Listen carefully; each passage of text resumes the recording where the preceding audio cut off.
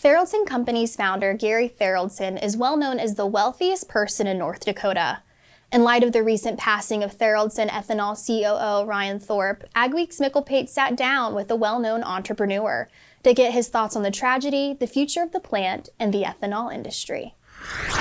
Today we're talking about the loss of Ryan Thorpe, Chief Operating Officer for your company, an important person in ethanol and in your company in particular, isn't that right?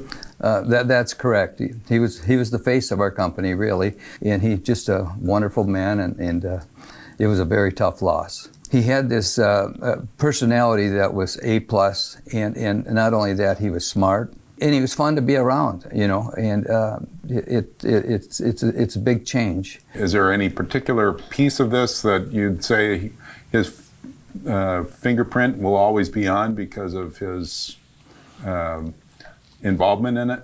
I think where his fingerprint is on it is the relationship with all the other plants. Ryan was so proud of what we're doing out at the plant, and of course, Ryan's a big reason why the plant is what it is today.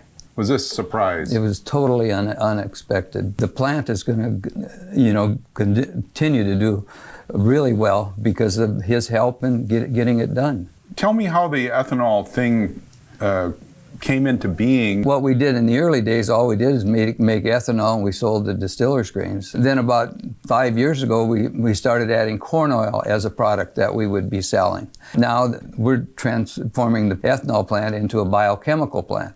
What that means is we're not going to depend on ethanol per se, but we're more interested in how we can create the byproduct, which would make it more stable. So the thing is, we're just adding an addition to the plant, where we'll take the distiller's grains and extract the protein meal from it, and then so we'll be able to sell protein to feeder cattle, birds, fish, and of course it should increase our profits by doing that. And the other thing, you're probably hearing a lot about the CO2, the carbon capture.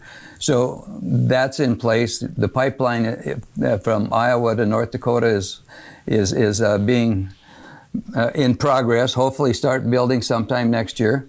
And we'll capture the CO2. We produce 570,000 tons of carbon a year. So, but now instead of going into the air, it'll be captured and put it in a pipeline. Gary Tharaldson, North Dakota businessman and ethanol man, thank you for taking the time with us.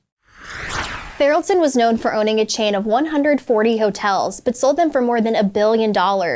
He used some of the proceeds to build the ethanol plant in 2008. Thanks for watching Agweek TV on YouTube. Make sure to like and subscribe. We put out new videos every Saturday.